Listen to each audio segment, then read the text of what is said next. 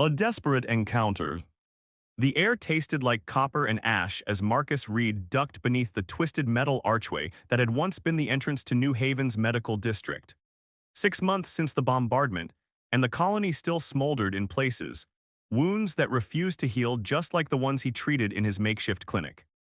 Marcus adjusted the medical pack slung across his shoulder, the weight familiar after years as a combat medic. Official channels called him a deserter. He preferred the term independently practicing physician. The distinction mattered little to the people he helped, human refugees who couldn't access military medical care and occasionally the odd mercenary who paid in supplies rather than credits. He was tracking through the rubble on his usual scavenging route when the sky split open. What first appeared to be a meteorite streaked overhead, trailing blue-white fire that illuminated the ruins in ghostly light. The object, clearly a small spacecraft upon closer inspection, skipped across the terrain like a stone across water before coming to rest in the crater where the colony's reservoir once stood. "That's not one of ours," Marcus muttered, pulling his binoculars from his pack. The ship's design was unmistakable. Nisharan, the insectoid species that had attacked human colonies for the past 3 years. Military intelligence suggested they were after resources, but Marcus had his doubts. The pattern of attacks never made strategic sense for a resource grab. Common sense told him to walk away. Military protocol demanded he report the crash to the nearest outpost. Instead, Marcus found himself scrambling down the slope toward the wreckage. He'd patched up enough soldiers to know that whoever was inside, human or otherwise, had minutes, not hours. The ship had broken into 3 sections, its hull still sizzling from atmospheric entry. Marcus circled cautiously, scanning for movement. The cockpit had remained relatively intact, its strange hexagonal viewport cracked but not shattered. Inside, he could make out a slumped figure. "Definitely not human," he whispered, reaching for his sidearm before pushing at what appeared to be an emergency release. The cockpit hissed open, releasing a cloud of unfamiliar gas that smelled faintly of cinnamon and ozone. The Nisharan pilot was secured in a harness head-lolled forward. Unlike the warrior drones Marcus had glimpsed from a distance during battles, this one seemed more refined. Less chitinous armor, more delicate features beneath the exoskeleton. Female perhaps, though xenobiology wasn't his specialty. What was unmistakable was the wound in her side, a jagged tear where something had punctured both her exoskeleton and the softer tissue beneath. Iridescent blue fluid pulsed sluggishly from the injury. "You're bleeding out," Marcus said, knowing she couldn't hear him. He hesitated only a moment before pulling out his medical scanner. The device wasn't calibrated for Nisharan physiology, but it could give him basic readings. Low pressure, erratic electrical signals, equivalent to hypovolemic shock in humans. A warning klaxon began to sound from within the ship. Marcus recognized the pattern, a distress beacon. In minutes, this crash site would be swarming with either human troops or Nisharan rescue parties. Neither would be pleased to find him aiding the enemy. "I must be losing my mind," he muttered as he quickly cut through the harness and hoisted the alien over his shoulder. She was lighter than expected, perhaps due to the hollow bone structure his scanner had detected. The blue fluid, presumably blood, leaked onto his jacket as he struggled up the embankment. His clinic was a repurposed maintenance tunnel beneath what had once been the colony's administrative building. The entrance was concealed behind debris, requiring a precise path that had deterred looters and military patrols alike. Marcus laid the Nisharan on his single examination table, quickly connecting a portable light to illuminate her wound.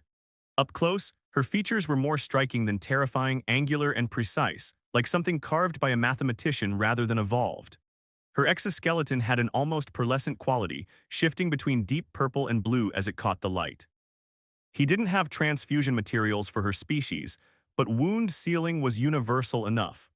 Marcus prepared a biogel synthesizer, calibrating it to match the chemical composition his scanner detected in her tissues. "This is going to hurt," he told his unconscious patient as he cleaned the wound, "but probably less than dying." The alien's eyelids suddenly fluttered open, revealing multifaceted eyes that gleamed like amethysts. She attempted to sit up, chittering in a language his translator couldn't process. One clawed hand shot out, grabbing his wrist with surprising strength. "Easy, I'm trying to help," Marcus said, raising his free hand to show he was unarmed. "You're injured, your ship crashed." The Nisharan's gaze darted around the room, assessing, calculating. Her grip tightened painfully on his wrist before she abruptly released him, apparently realizing her vulnerable position. She spoke again, this time in halting, accented English. Why the help we are enemies? Marcus returned to treating her wound, applying the synthesized gel carefully. I'm a doctor, or I was. The way I see it, you're a patient. The alien watched him work, her breathing labored. After a long silence, she spoke again. I am Vera, scientist cast. Marcus Reed, former combat medic. He finished sealing the wound and began preparing a pain management compound. Your distress beacon activated. We don't have much time before someone finds your crash site. Why risk? Vera asked, her voice stronger now as the biogel began to stabilize her condition. What purpose to save enemy? Marcus didn't answer immediately, instead concentrating on adjusting the chemical formula on his medical display. The truth was, he didn't have a rational explanation. Something about seeing her wounded form in the cockpit had triggered a response deeper than his military training or even his medical oath. I've seen enough death, he finally said. Human Nisharan, after a while it all looks the same. Besides, he added with a grim smile, sticking it to both our militaries by helping you, that's just a bonus. Vera's multifaceted eyes narrowed, reading more in his expression than he was comfortable with. You lie, not complete truth. Marcus sighed, securing a bandage over the sealed wound. Fine, I don't know why happy, something just told me I needed to save you. Call it instinct, intuition, temporary insanity, take your pick. The alien attempted to sit up again, and this time Marcus helped her, supporting her weight as she adjusted to an upright position. Her exoskeleton clicked softly with the movement. How bad is the pain, scale of 1 to 10? He asked, changing the subject. Pain is irrelevant, Vera replied, though the way her limbs trembled suggested otherwise. Must contact my research vessel. That's not happening anytime soon, Marcus said, checking the scanner readings. Your internal damage is stabilized, but you've lost a lot of whatever that blue stuff is. Your body needs time to recover. No time, she insisted, attempting to stand before her legs buckled. Marcus caught her, easing her back onto the table. I carry important data, war-ending data. Marcus froze. What do you mean, war-ending? Vera's gaze met his, her alien features unreadable to his human perception. Truth. About why fighting began, not what your leaders say, not what mine say. She reached up with one clawed hand, tapping a metallic implant barely visible beneath her exoskeleton near her temple. Here, proof. The distant sound of engines cut through the air, dropships by the sound of them. Human or Nisharan, it hardly mattered. Discovery meant death for one or both of them. We need to move deeper inside, Marcus said, gathering essential supplies. Can you walk with support? Vera nodded, allowing him to help her to her feet. As they moved toward the back of the tunnel system, she spoke again, her voice barely audible. When recovered, I will show you why war is lie, why I defected. She paused, her strange eyes fixing on his face with unsettling intensity. Then you will know why you saved me. Marcus felt a chill that had nothing to do with the underground temperature. What's that supposed to mean? Connection, Vera said cryptically. Between our species, older than war, they hide it from both sides. Before he could question her further, the sound of searching aircraft grew louder overhead. Marcus guided them through a narrow passage that led to his living quarters, little more than a repurposed storage room with basic amenities. Rest, he told her, helping her onto his cot. We'll figure out the rest later. As Vera drifted into a recovery sleep, Marcus sat heavily on his single chair, wondering what madness had possessed him to save an enemy alien. Yet as he watched the rise and fall of her breathing, he couldn't shake the feeling that his impulsive decision had irrevocably changed his fate, and possibly the fate of two warring species.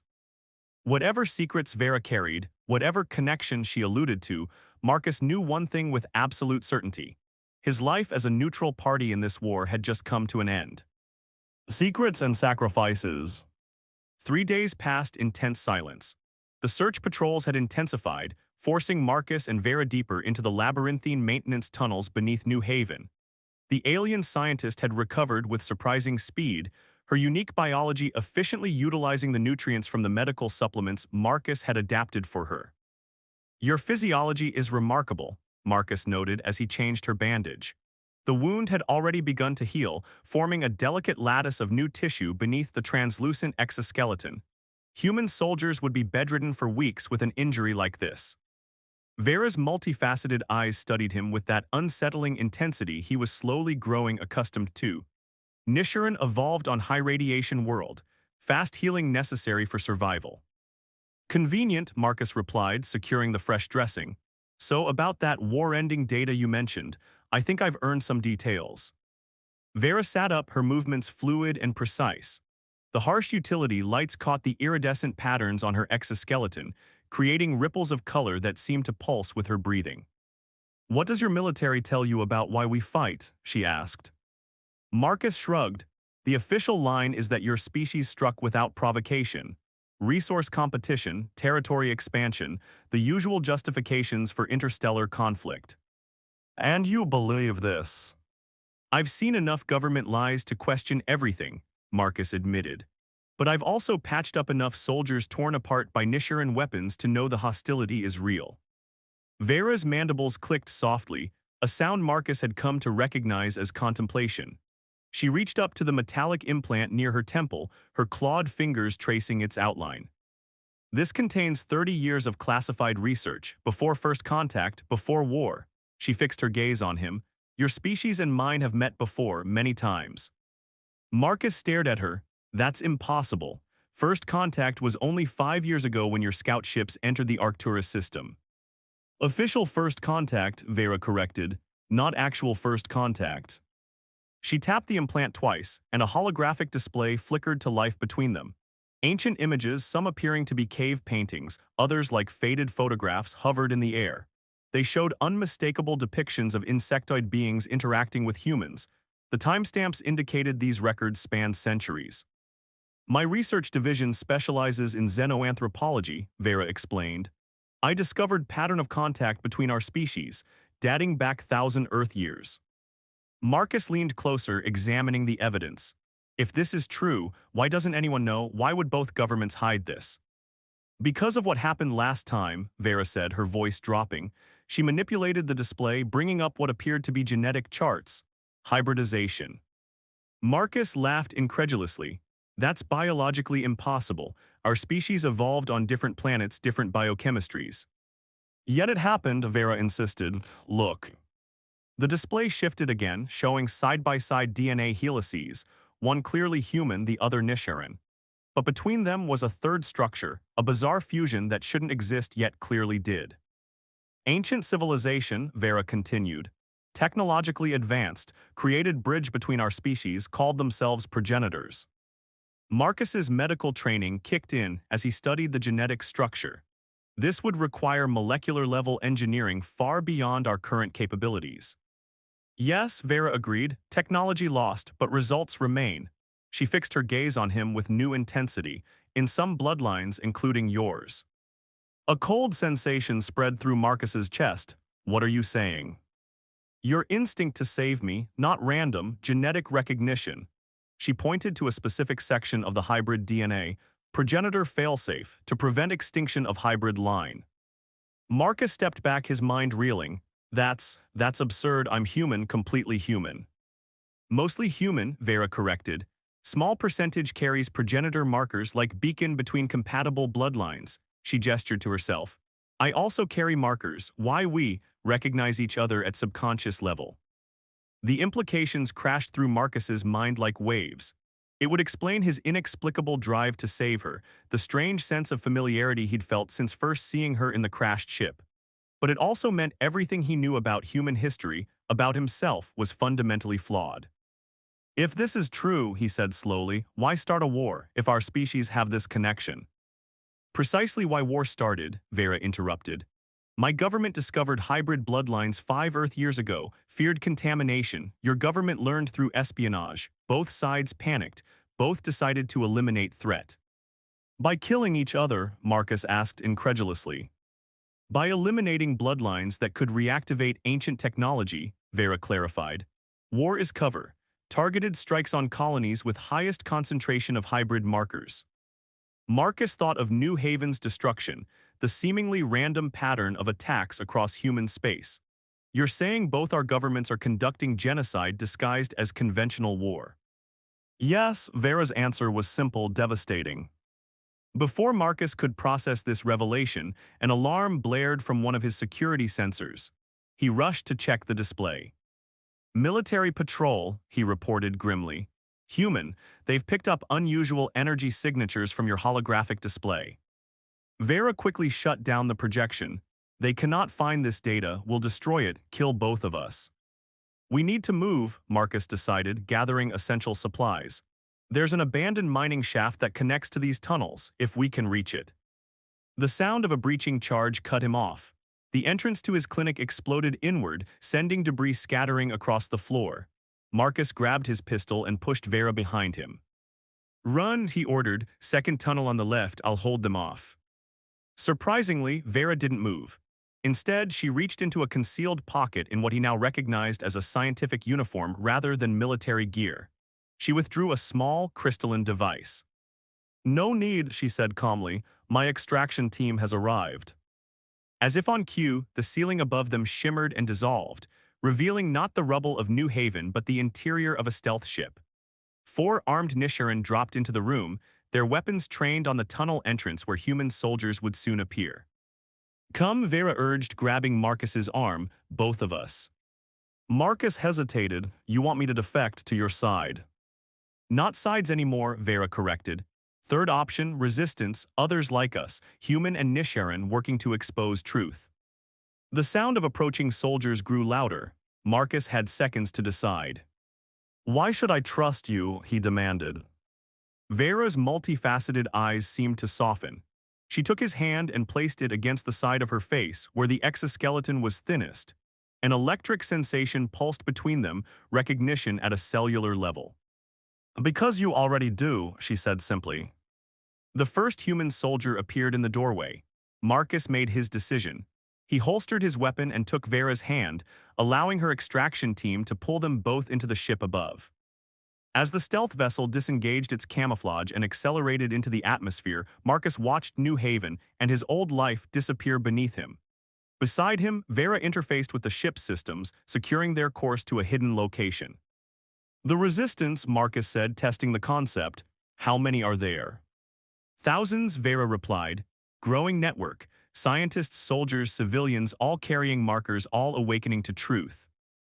And what's the plan? Expose both governments, end the war. Vera turned to him, and for the first time, Marcus saw what might have been a smile in her alien features. More, she said, find progenitor technology, reactivate ancient alliance. She gestured to the implant containing her research. This data leads to First Temple, starting point. An archaeological mission in the middle of an interspecies war, Marcus remarked with grim humor. Sounds perfectly reasonable.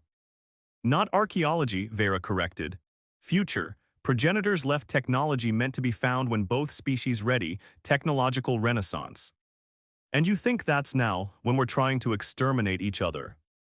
Because of that, Vera insisted, moment of greatest division is when bridge most needed. She studied him with those unsettling, beautiful eyes. Why you felt compelled to save me, why I trusted you instantly, beginning of recognition. As the ship broke orbit, a pursuing military vessel appeared on their sensors.